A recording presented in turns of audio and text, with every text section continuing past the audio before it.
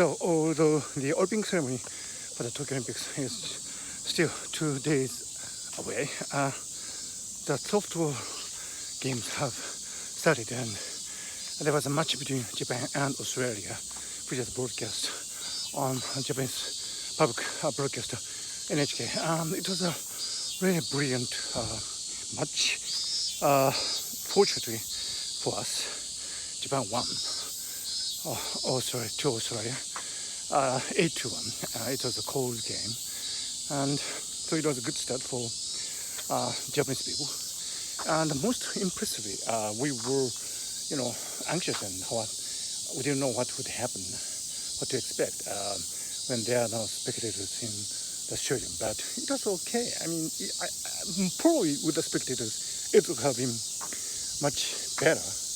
But the athletes played obviously with their best efforts, and the games were really exciting. And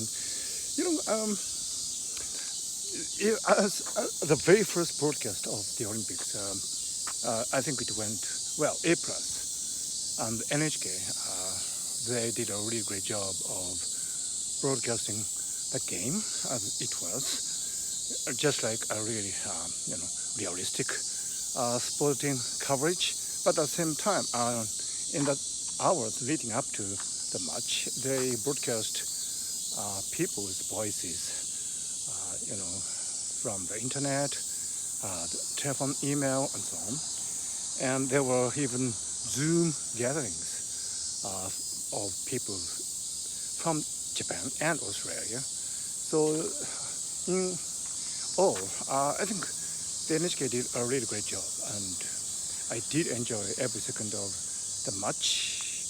And if this is what follows from here, I think as far as broadcasting is concerned, Tokyo Olympics would be a great success. And now it's up to the athletes really to do their best, and with or without spectators.